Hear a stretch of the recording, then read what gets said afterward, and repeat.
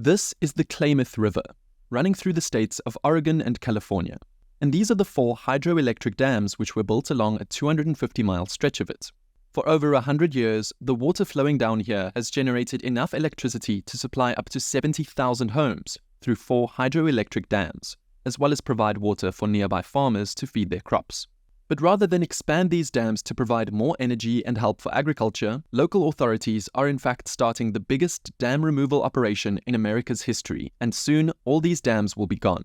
While it may seem insane to remove a green source of energy at a time when many people around the world are shifting away from fossil fuels, there's a good reason to want to remove these dams. In fact, instead of helping the planet, experts have found that these dams have actually made the river poisonous for wildlife and caused problems for local Native American tribes who live near the Klamath. The engineering scale of this removal project is as ambitious as the construction of the dams themselves, and it will see a combined 411 feet of dams, roughly the height of the Great Pyramid of Giza, be dismantled over the course of about 18 months, with an estimated 100,000 cubic yards of concrete, 1.3 million cubic yards of excavated soil, and 2,000 tons of demolished steel pulled out of the river. Never have 4 dams of this size been removed at once. The aim is to finally free the water that has been confined for years to flow naturally down the river again. But to understand why these dams are going to be removed, it will help to go back a bit further to look at how the problems on the Klamath began, and how it even works.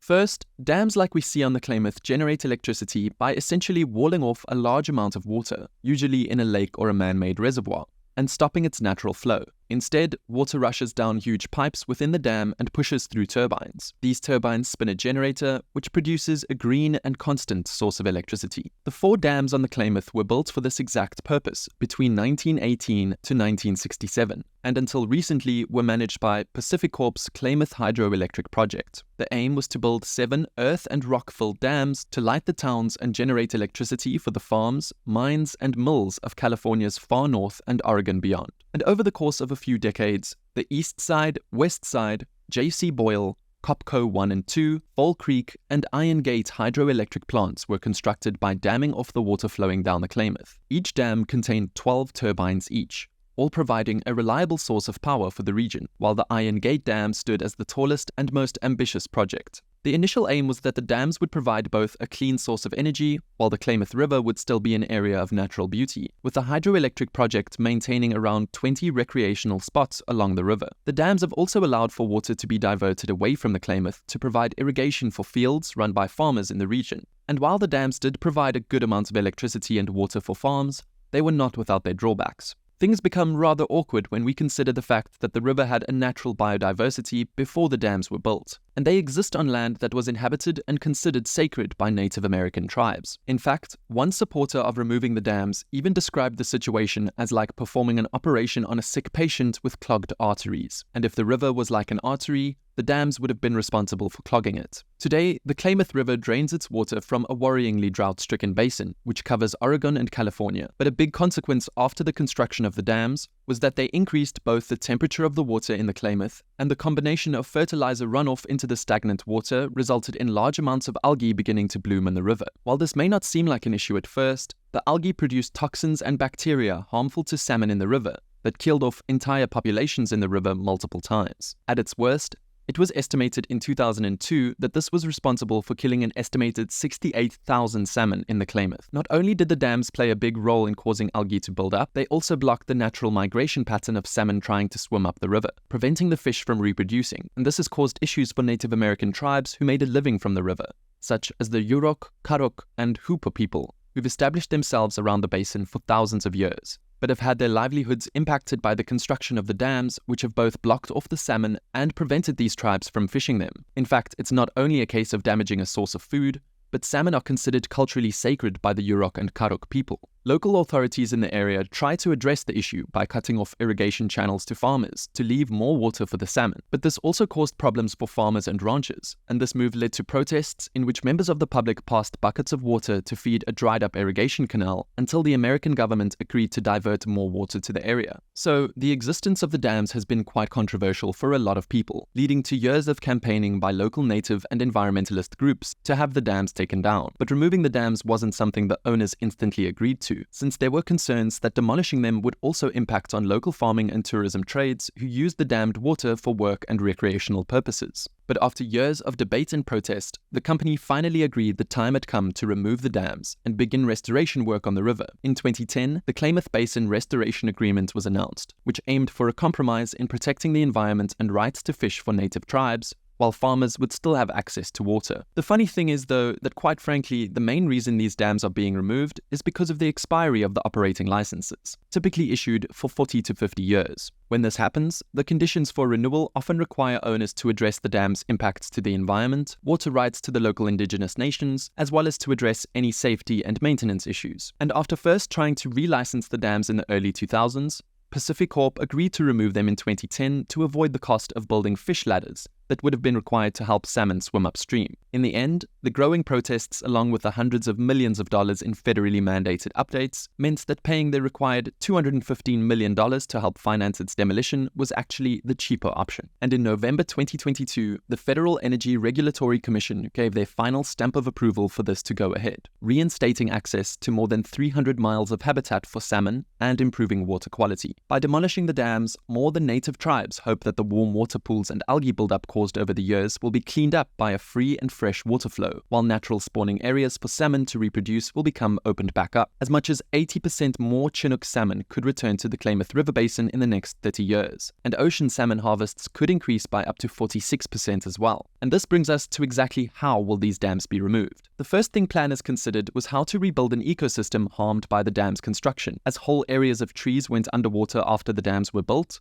ecologists have collected more than 17 billion native species of seeds and shrubs to replant these areas. At the same time, workers are also removing non-native species of plants that have sprung up in the time since and could threaten the revived species. To free the water, the planners started by removing the Kopko 2 in October 2023, which at 25 feet tall is the smallest of the dams, and acted as a diversion for the river's flow to direct the water into the larger Kopko 1 and the Iron Gate dams. The planners believe that by removing the diversion dam, that it'll allow the reservoir behind the dams to drain itself before work will begin demolishing the other dams using explosives and heavy machinery. The plan is to drill a hole through the Kopko 2 dam to allow the level of the reservoir to go down before work starts on gradually dismantling the other two dams. Water draining work has already started on the Iron Gate and the J.C. Boyle dams, and the engineers are confident that the process should go smoothly and believe that by draining the water first, the impact of harmful sediment flowing in the water should be minimized. Meanwhile, the ecologists will keep monitoring the population of salmon and growth of algae in the river to see if the new flow of water has made any improvements. Like any big project, experts have predicted that the removal of the dams will have both positive and negative outcomes for the Klamath River. While taking away the dams will most likely improve the quality of the water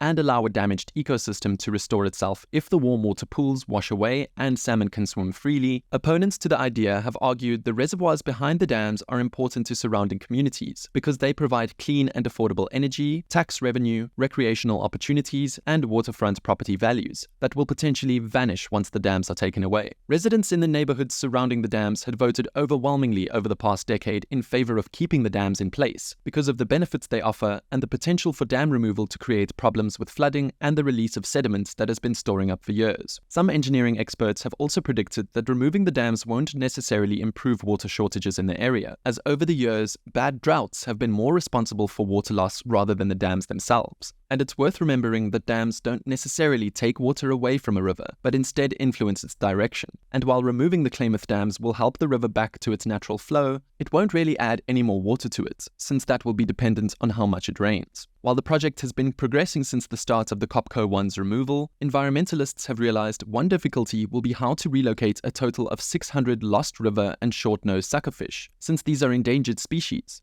And while they can survive in still lakes, they are different to salmon and have difficulty surviving in free-flowing water. Thankfully, it looks like a solution has been found. The planners have decided that 3-person crews will go on the reservoirs in boats, dipping nets into the water for 2 hours at a time to catch suckers and put them into holding pens. In the morning, a separate team will take over to tag the fish with individual identifying codes, putting their numbers into a database, and then load them onto a hatchery truck provided by the U.S. Department of Fish and Wildlife. From there, the fish will either be transported to the National Fish Hatchery or a local facility run by the Klamath tribes, where they will be bred to be released into other lakes to ensure their survival. Even after the Klamath resumes its historical course and the dams are dismantled, the job won't be finished yet. Afterwards, there's going to be an insane effort to restore the natural habitat along the river too. The restoration, which is going to take at least a decade, focuses primarily on revegetating the 2,200 acres of land that will be newly exposed when the reservoirs are empty. More than 17 billion seeds are slated for planting, alongside 250,000 trees and shrubs. At least 1,000 additional trees will be flown in by helicopter and dropped into the river to create pools that might have existed in the absence of the dams,